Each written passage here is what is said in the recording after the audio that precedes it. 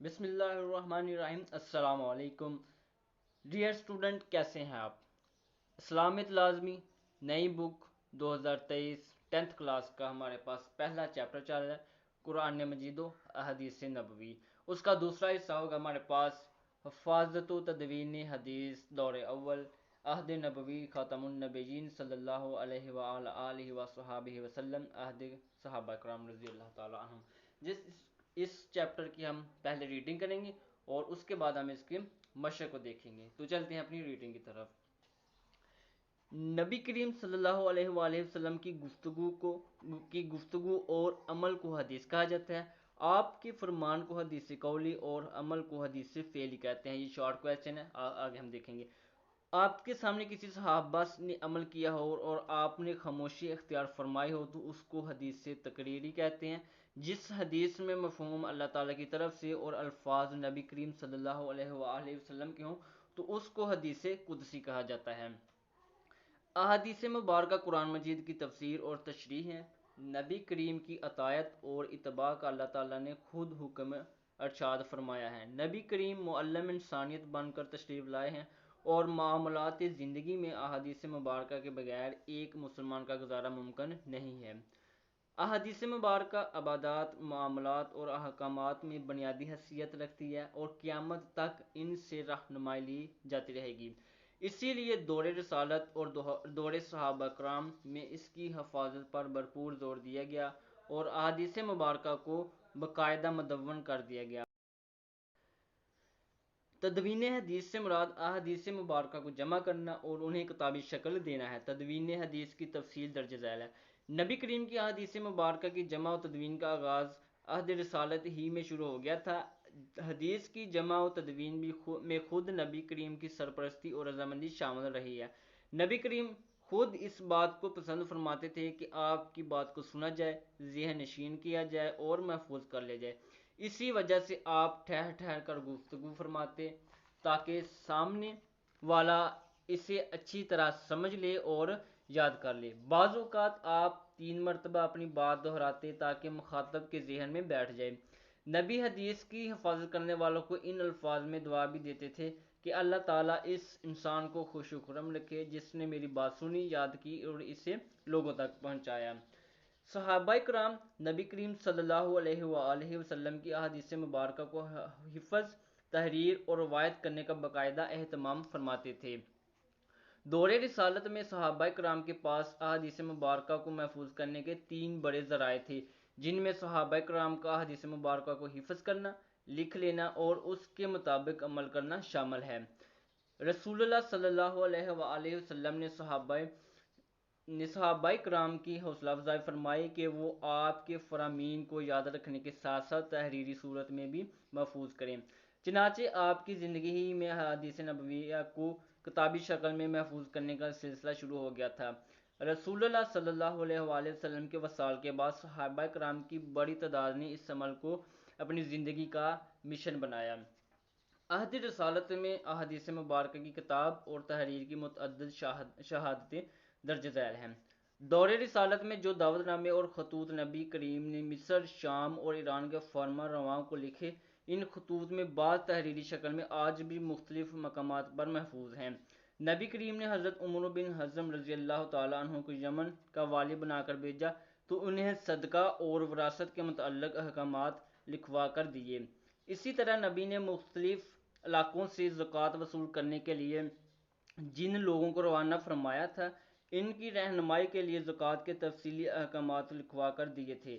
یہ احکام باقاعدہ تحریری شکل میں صحابہ کرام رضی اللہ تعالیٰ عنہم کے پاس موجود تھے۔ بعض صحابہ کرام کے پاس احادیث نبویہ کے ذاتی نسخے موجود تھے۔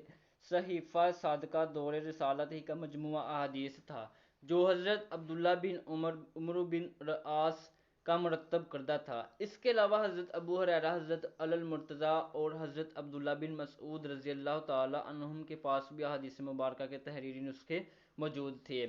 صحابہ کرام کے بعد تابعین کے دور میں احادیث مبارکہ کی جمع و تدوین نے ایک منظم تحریک کی شکل اختیار کر لی۔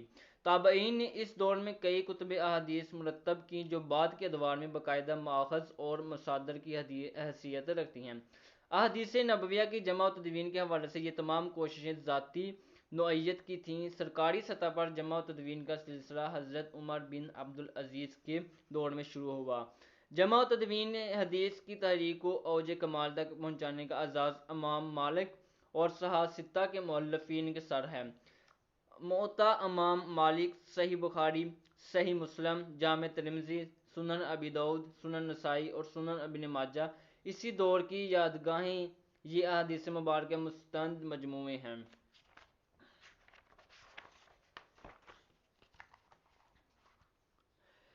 حدیث نبوی کی جمع و تدوین کے ذرائع میں حفظ اور کتابت کے بعد تیسرا ذریعہ سنت نبویہ کا عملی طور پر جاری رہنا ہے، جس کا حکم قرآن مجید میں موجود ہے۔ پوری امت کا اس بات پر اتفاق ہے کہ قرآن مجید کے بعد احادیث مبارکہ ہی ہدایت اور رہنمائی کا ذریعہ ہیں۔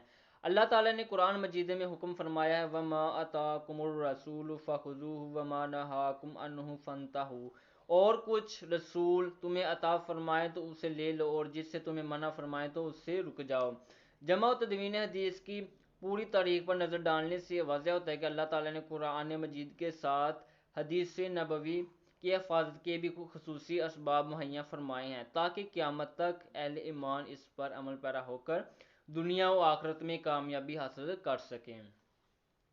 تو چلتے ہیں سب سے پہلے درست جواب کا انتخاب کریں، کثیر الانتخاب۔ تو پہلا MCQs، نبی کریم خاتم النبیین صلی اللہ علیہ وآلہ وصحبہ وسلم کی عمل کو کہا جاتا ہے، تو اس کا صحیح جواب ہے حدیث فعلی الف جز۔ اس کے بعد دوسرا سوال، حدیث کو جمع کرنا اور کتابی شکل دینا کہلاتا ہے تدوین حدیث، اس کا صحیح جواب الف جز۔ اس کے بعد نبی کریم نے حضرت عمر بن حزم رضی اللہ تعالی عنہ کو والی بنا کر بھیجا تھا یمن کا، اس کا بھی الف جز۔ صحاح ستہ میں شامل ہیں، اس کا جیم جز 6 کتابیں۔ اس کے بعد حضرت عمر بن عبدالعزیز رحمۃ اللہ علیہ نے سرکاری سطح پر انتظام فرمایا، اس کا صحیح جواب بے، احادیث کی جمع و تدوین کا۔ اس کے بعد ہم چلتے ہیں مختصر جواب دیں کی طرف۔ حدیث کے معنی و مفہوم بیان کریں، تو اس کا جو جواب ہے ہمارے پاس پیج نمبر 2 پر ہے۔ نبی کریم صلی اللہ علیہ وآلہ وسلم کی گفتگو اور عمل کو حدیث کہا جاتا ہے، آپ کے فرمان کو حدیث قولی اور عمل کو حدیث فعلی کہتے ہیں، یہ MCQs بھی ہیں۔ آپ کے سامنے کسی صحابہ نے عمل کیا ہو اور آپ نے خاموشی اختیار فرمائی ہو تو اس کو حدیث تقریری کہتے ہیں، یہ بھی MCQs ہے۔ جس حدیث میں مفہوم اللہ تعالیٰ کی طرف سے اور الفاظ نبی کریم کے ہوں تو اس کو حدیث قدسی کہا جاتا ہے۔ اس پیرے میں 4 MCQs ہیں، حدیث قولی، حدیث فعلی، حدیث تقریری اور حدیث قدسی کیا ہے۔ ٹھیک ہے، تو یہ ہے ہمارے پاس پہلے شارٹ کویسچن کا جواب، نبی کریم کی گفتگو یہاں سے لے کر اس کو حدیث قدسی کہا جاتا ہے۔ اس کے بعد دوسرا شارٹ کویسچن ہمارے پاس تدوین حدیث سے کیا مراد ہے، اس کا جواب پیج نمبر 2 پر ہے۔ تدوین حدیث سے مراد احادیث مبارکہ کو جمع کرنا اور انہیں کتابی شکل دینا ہے، ٹھیک ہے، یہاں تک اس کا جواب ہے۔ اس کے بعد دور نبوی میں حفاظت حدیث کے 2 ذرائع لکھیں، تو اس کا جواب پہلا ذرائع ہمارے پاس حفظ کرنا اور دوسرا ذرائع ہمارے پاس تحریر کرنا، یہ 2 ذرائع حفظ کرنا اور تحریر کرنا۔ اس کے بعد چوتھا جو مختصر سوال ہے، صحیفہ صادقہ سے کیا مراد ہے، یہ اس کا جواب ہوگا ہمارے پاس صحیفہ صادقہ دور رسالت ہی کا مجموعہ احادیث تھا جو حضرت عبداللہ بن عمرو بن عاص رضی اللہ تعالی عنہ کے مرتب کردہ تھا۔ اس کے بعد صحاح ستہ میں سے 2 کتابوں کے نام لکھیں، تو ایک کتاب صحیح مسلم، دوسری صحیح بخاری۔ ویسے اس کا جواب ادھر بھی موجود ہے، آپ اس میں سے کوئی بھی 2 بکس کے نام لکھ سکتے ہیں، صحیح بخاری ہے، صحیح مسلم ہے، جامع ترمذی ہے، سنن ابی داؤد، سنن نسائی اور سنن ابن ماجہ، ان میں سے کوئی بھی 2 یاد کر سکتے ہیں۔ اس کے بعد انشائیہ سوال کی طرف چلتے ہیں، تفصیلی جواب دیں۔ جمع و تدوین حدیث پر نوٹ لکھیں، تو اس کا جواب ہمارے پاس شروع ہوگا، نبی کریم کی احادیث مبارکہ کی جمع و تدوین کا آغاز عہد رسالت ہی میں شروع ہو گیا تھا، یہاں سے شروع ہوگا اور آخر تک چلتا رہے گا، ٹھیک ہے، یہاں پر آ کر یہ ختم ہوگا۔